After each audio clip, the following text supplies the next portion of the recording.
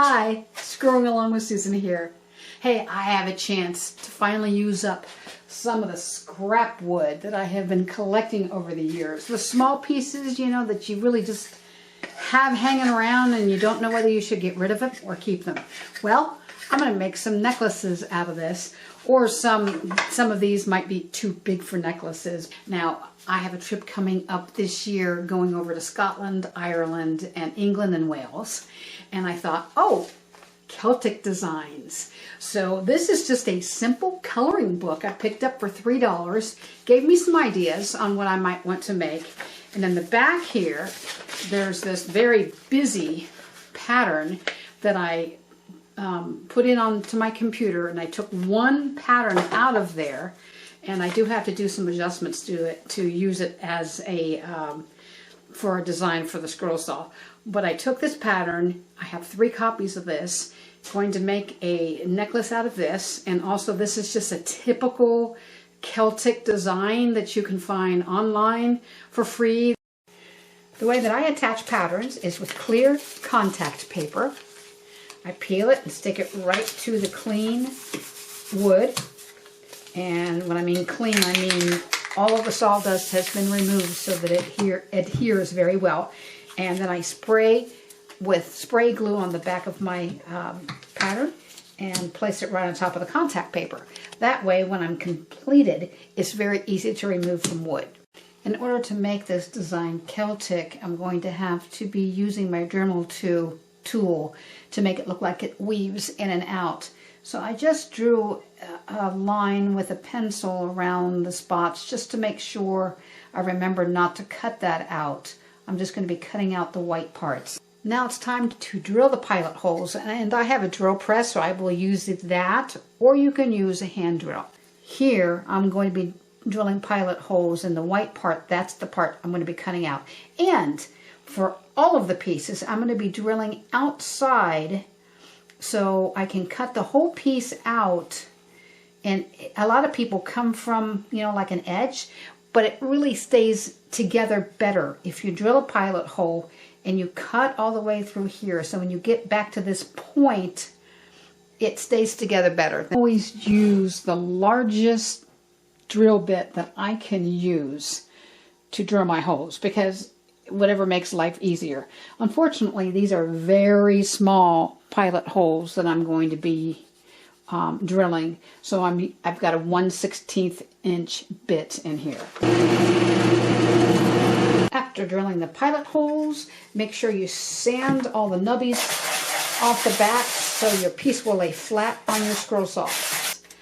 I could cut just about everything on an MGT5R by Pegasus.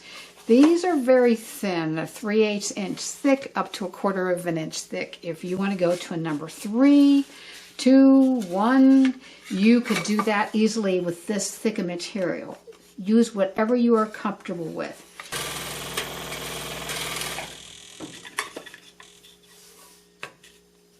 A part of the cross that's going to sit on top of this one.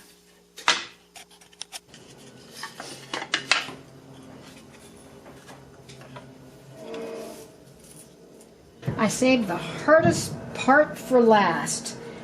Make sure you have enough extra material on the side to hold on to it when you're cutting all of your pieces, actually.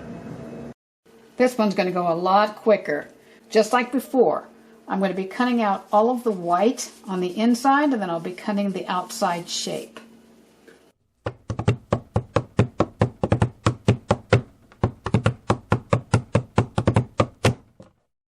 Now I'm taking the markings on the outside on the pattern and transferring them onto my wood so that I know where I'm going to be carving to make them go in and out, weave in and out. I bought this Dremel kit that's for carving and engraving, and you really have to practice on a piece to find out which ones will work best for you for your project. I must admit, I used a lot of scrap pieces to practice on before actually using my 2 pieces that I just scroll sawed out. I did a lot of curving over the edges to make them look more like rope, and a lot of hand sanding and sanding with the Dremel tool. I did carving on them, and I just don't like the way that they look. So I'm going to use this backing I cut out and this, and you can see that looks kind of cool. So I'm going back to the drawing board. I found this pattern that has backwards J's in it. There's 4 all the same size that look like a chain link, and I'm going to put it in the middle of my cross. So I'm just going to be drawing a small size J, attaching all 4 of these pieces of wood together and cutting them out all at the same time. I used double-sided carpet tape here to keep all 4 layers together while cutting. I'm going to fit them on here and see how they look. Center them. Look at that. That's pretty nice looking. Now I'm just going to attach this with super glue. Everything has been sanded and cleaned off, and my choice for sealing my piece is using tung oil. And tung oil is sometimes diluted with mineral spirits, but I used it full strength on this. Put 1 coat on, let it sit overnight or 24 hours, put a second coat on, and then I sealed both pieces with shellac to give it a little bit of a shine. I have these very small screws that I'm going to use at the top of this one for a necklace, and I don't have any drill bits that small, so I'm using a straight pin, and I'm going to prepare a hole right at the top here. Well, I'm guessing this type of project may not appeal to everyone, but I hope I showed you that you can use your own imagination, and if you are inspired by a culture or something, make something from that culture.